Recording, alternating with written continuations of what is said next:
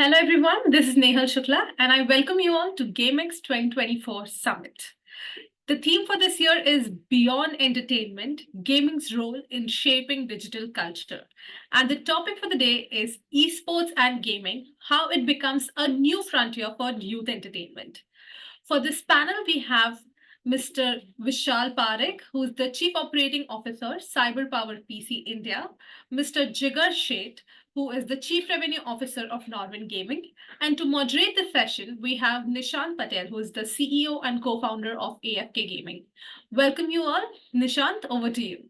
Welcome everyone to today's panel discussion on esports and gaming, how it becomes a new frontier for youth entertainment. My name is Nishant. I'm the co-founder of AFK Gaming. As we all know, esports is no longer a niche hobby. It's a global phenomenon with millions of fans and players. Today, we're joined by two incredible leaders in the esports and gaming industry to share their insights. One is Vishal. He's the CEO of CyberPowerPC India, a brand known for its custom gaming PCs. And we've got Jigar.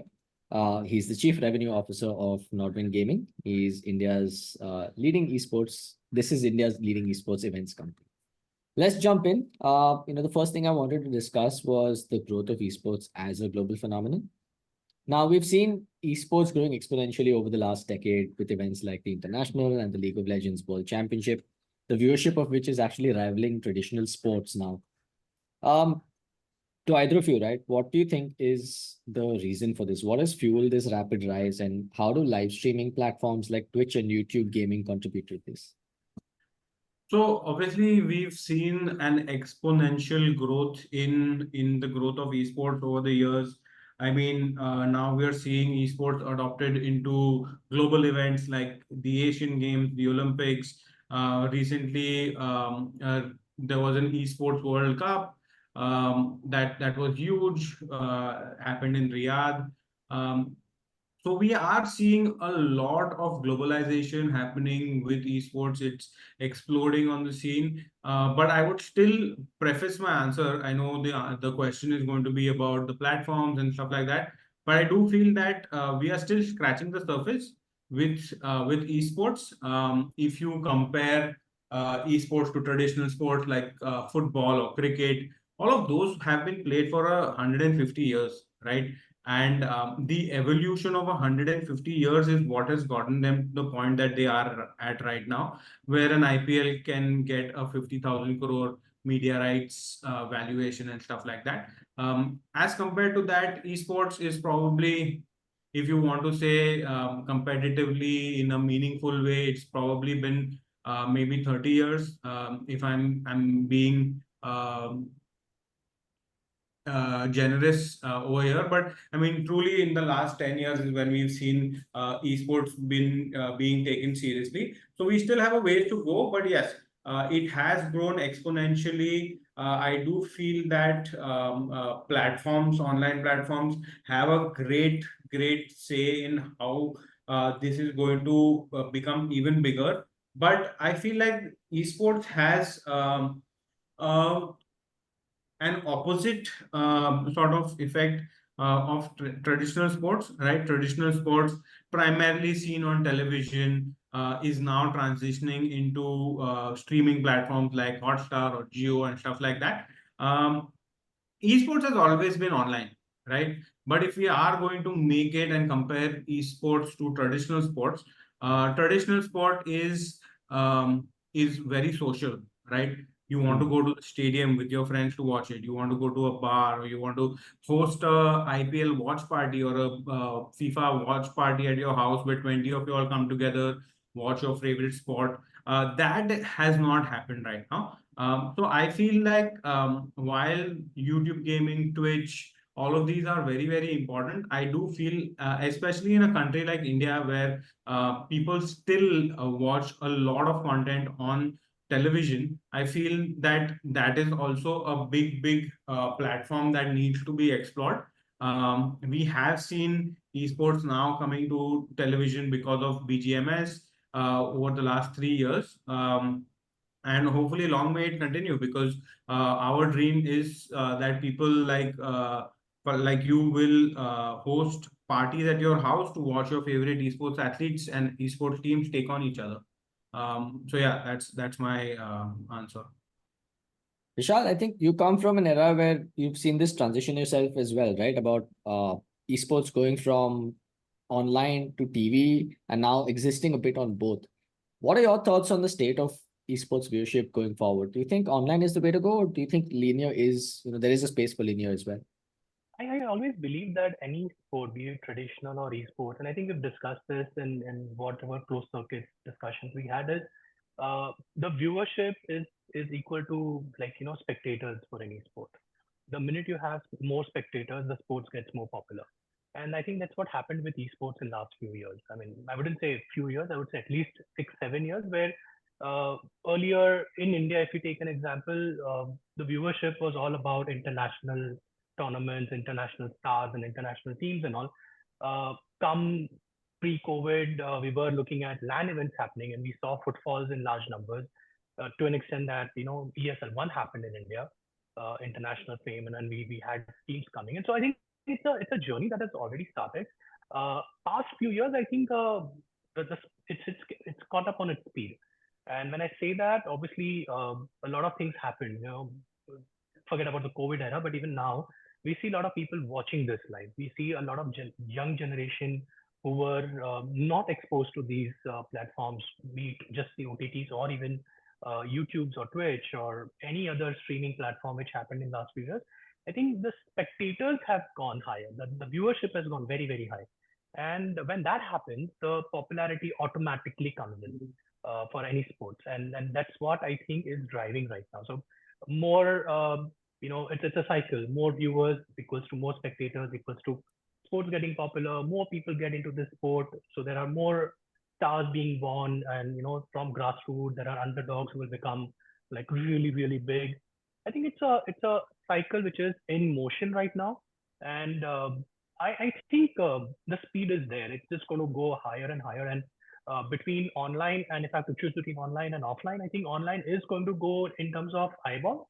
Whereas, like Jigar said, LAN events do make a lot of impact, right? So the all those factors of socializing, cheering live at an event, those things will come into play. So growth is there. I mean, I think the question itself now is how fast. I mean, not just the growth, but how fast are we expecting this to happen?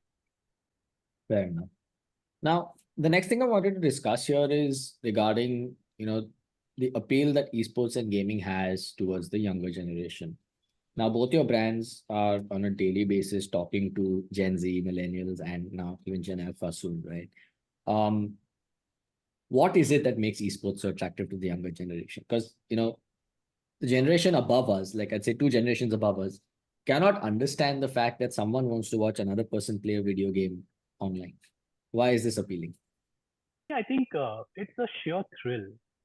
I mean, you look at these, whatever generation you call it below us, I mean, after us, slow pace has nothing to do with it. It doesn't excite them, right? So the whole uh, thing of, those visuals, the intense graphics, the audio, the chatter that happens, and add to it all these, casters doing their fantastic job of creating that excitement and adrenaline, and makes it so.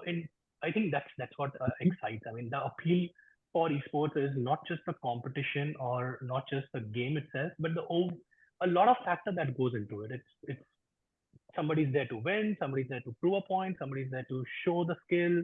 And then when I watch it, I am not looking at one particular game or a team or a game.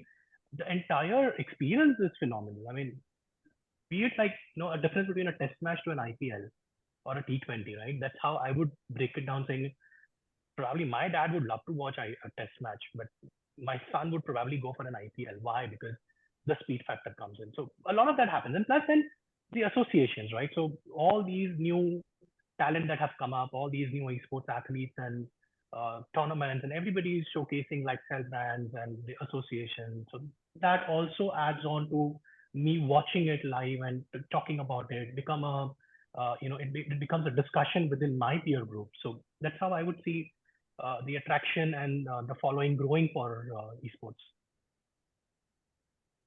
I would most certainly agree with that. And Nishant, when you said that people from 2 generations ago they can't wrap their minds around people sitting and playing video games. I felt really attacked, man, because I felt the same.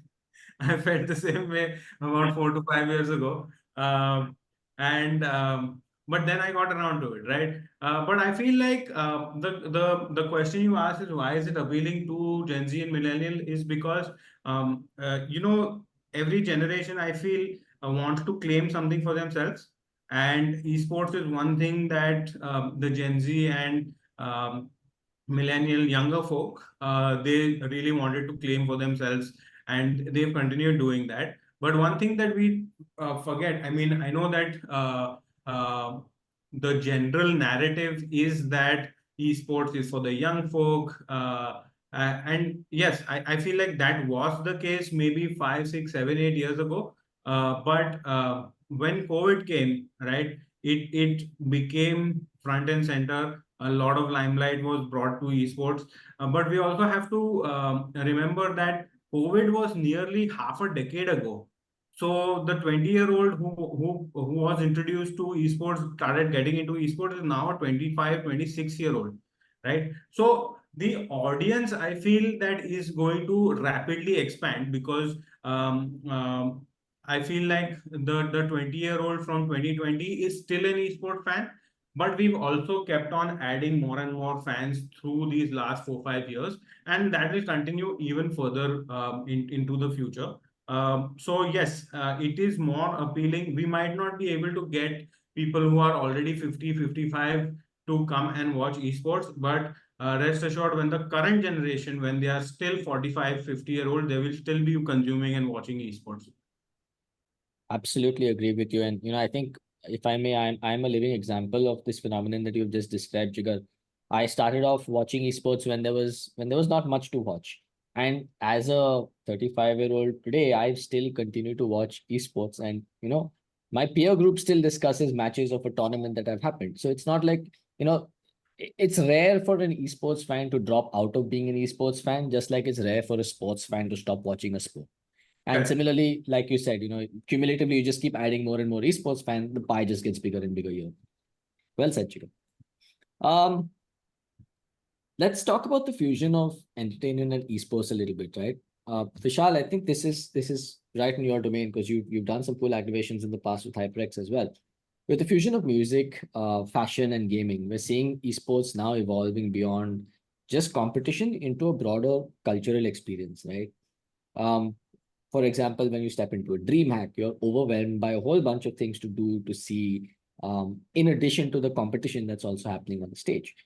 What do you see as the future of this fusion, and how are brands like yours capitalizing on this trend?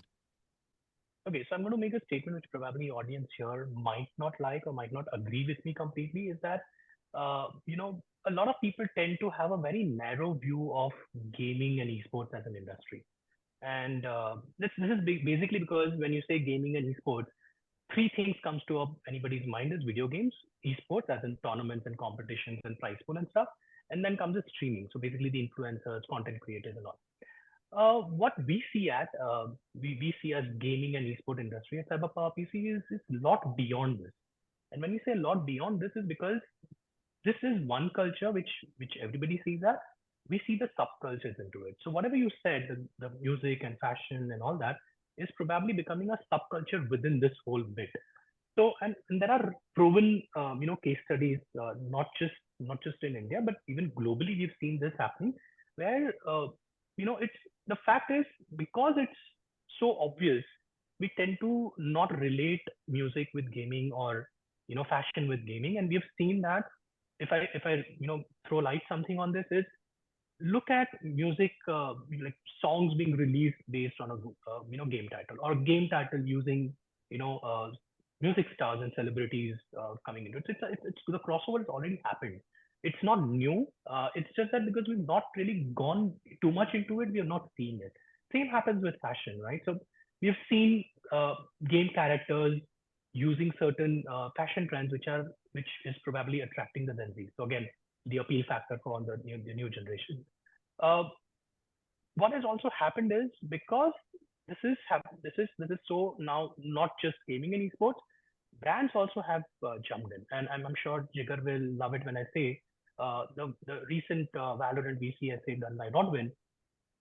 Look at the non-endemic brands, right? So it's no more just a gaming and esports. Brands also have kind of figured out that this is the audience I need to cater. This audience is not just consuming games and esports, but it's also the same audience who's consuming music, fashion, food, and all of this is becoming a tribe. It's a tribe in making now. So if I am a certain, say, a genre of gamer, I will have a certain choices and brands that appeal to me in terms of fashion or music or stuff like that. So there is a close knit that is happening.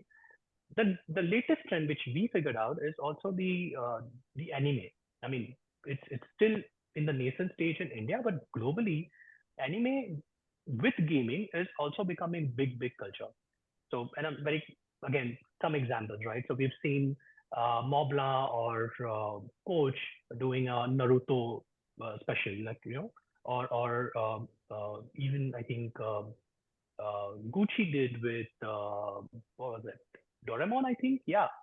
So these things happen. From our side, like we also in the US, we've got into anime tribe where we did some licensings and did some products which were with anime series and anime culture, which was about uh, doing My Hero Academia or Chainsaw Man, stuff like that. So I think it's the culture is more about now not just music, gaming, fashion, food. Anime is coming in, going this fusion as you call it, is going to have a lot more thing which is appealing to this whole generation. Gaming cannot be taken out. Same, the music cannot be taken out. You do music, you do gaming. You do follow a certain trend in fashion, you are again into gaming. So this will happen. I think that's why brand now has clearly understood. And back to the NODWIN VCS example, it was not just sponsorship. They've tried to converse with this audience, which is more interesting. So it's not throwing a logo and saying, oh, I belong to this. It's becoming more cool to talk to this audience in their own language. So I think that's again a big shift where the brand managers and marketing managers of all these non-endemic, verticals, industries like say automobile or aggregators or service providers, all of these will come in. I think it's growing bigger and bigger now.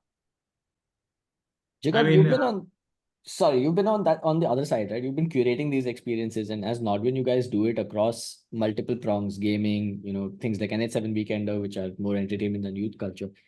When you take this to a brand, are you hearing a similar sentiment that, we want to target a gamer who's also a fashion enthusiast, who's also a music lover?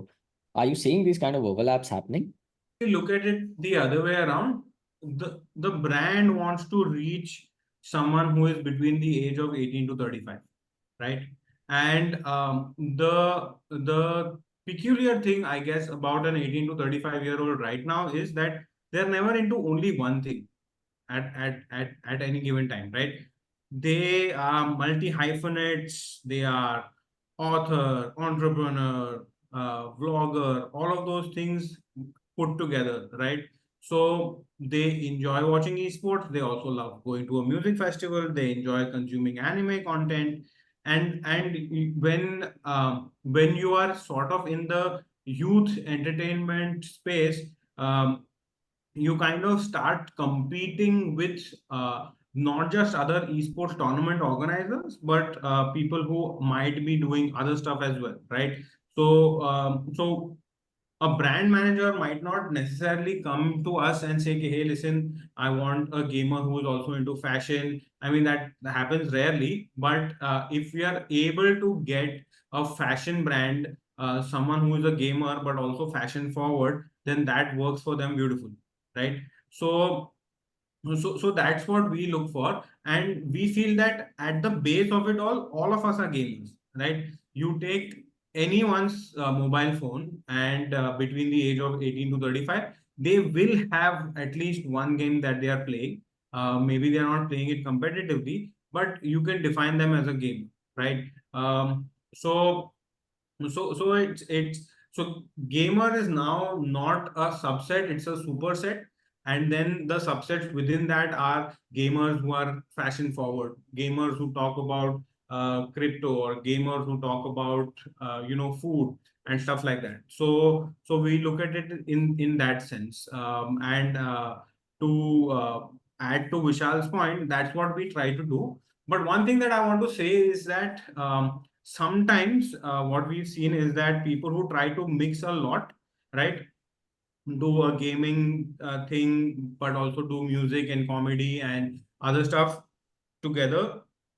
We don't want to mess with the authenticity, right?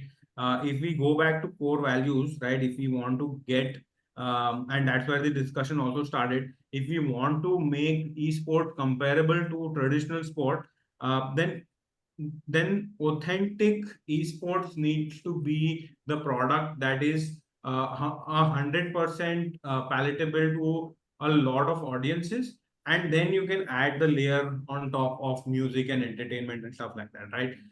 If you take the example of cricket, people after watching cricket for decades, right, 40, 50 years, the idea of cricket is embedded in their heads.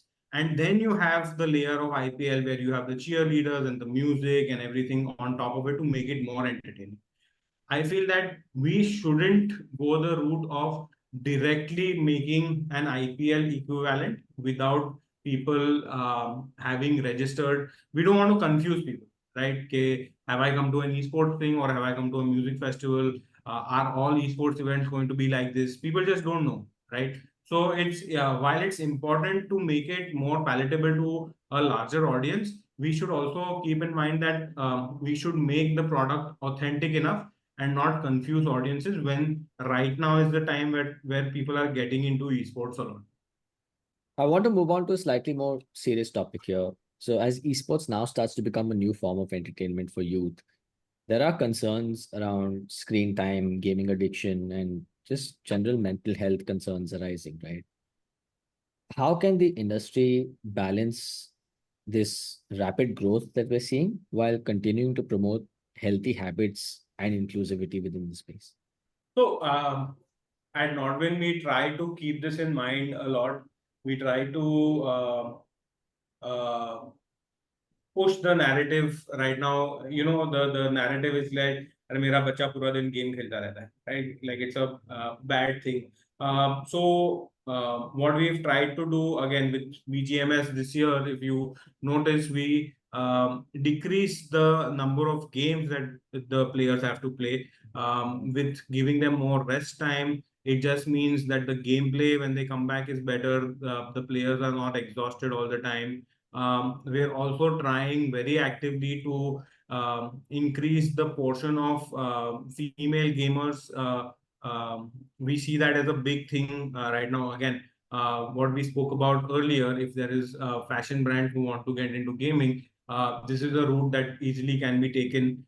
We've also seen, and it's also backed by data, right? Recently, we had a report by, I think, Nico Partners, who said that female gamers actually spend roughly around 8% more monthly than their male counterparts on gaming. So I think the balance is sort of happening now.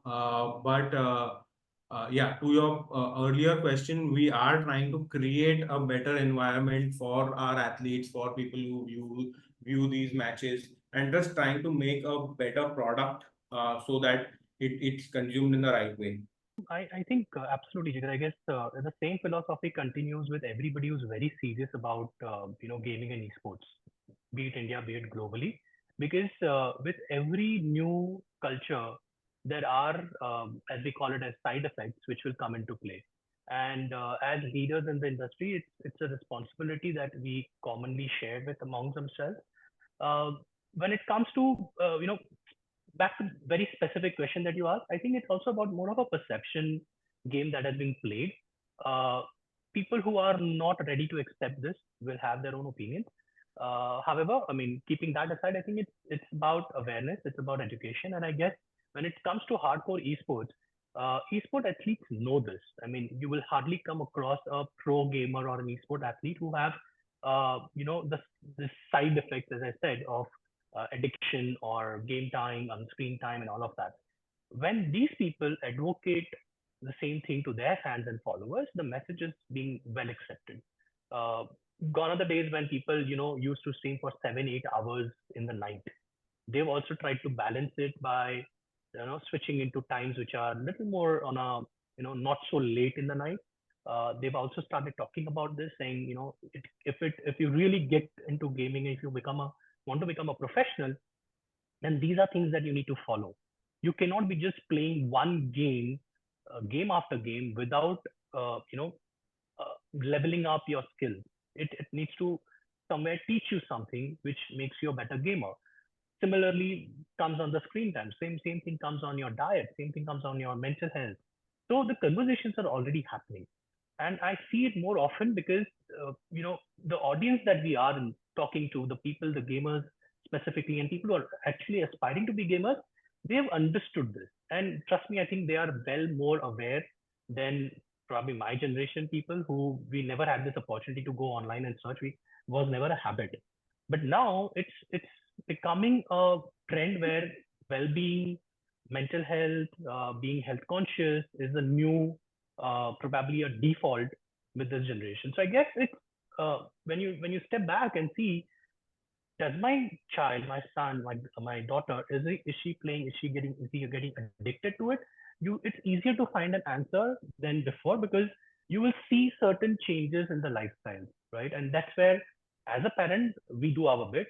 As industry leaders, I think like what Jigar said, NODWIN is doing is a fantastic thing to cut down on number of games. Automatically, your screen time drops down, and automatically you're not staying awake too much into your, having your late nights and stuff. So I think it's more about you know talking on the positive side of it, that be a pro gamer, you need to do this. And I guess I've been giving this example probably since the time I got into gaming, and now very vocal about it because now it's more acceptable. It's like any other sport, right? You play cricket, you go out in like May vacation, summer vacations, and you play for 8 hours in a day. Obviously you're gonna fall sick. But if you're really an athlete, you're really aspiring to become a cricketer, you follow certain rules and guidelines. So that's the same over here. Yeah, no, I hear you and I completely agree with you both actually. And we've seen it ourselves over the years at LAN tournaments, right? It's just anecdotally also, you can see that the number of gamers going up on the stage are starting to look fitter and healthier and more Yeah. refreshed in general. And I think this is a very positive change that's happening as people realize that, okay, just like any other activity, too much of gaming, uncontrolled gaming and Exactly. unstructured training can actually be a bad Yeah. thing for you. And as these athletes start realizing it and implementing it in their lives, they also have the responsibility to share it with their fans, their followers, and viewers of the sport. And Correct. fortunately, they've been doing a good job with that. So I do think we're in a good place now where esports, mental health advocacy within esports is starting to become a thing and people are talking about it. Yep. That brings us to the end of this discussion. Thank you, both of you. It's been an absolute pleasure having you and having you guys share your insights today. Um, as anyone that's tuned in will know, esports and gaming is very clearly reshaping the landscape of youth entertainment, not just in India, but globally as well. It's now blending culture, community, and competition into one big source of entertainment that is, a trend that brands would be very, very sorry to miss out on if you're not paying attention. We look forward to seeing how the space evolves now and what new opportunities lie ahead for both industry and its fans. For now, this is Nishant signing off. Thank you, Nishant. Thank you, guys. Thank you. See ya. Thank you, Okay, Nishant. bye. Thank you so much, everyone. This was a really interesting session.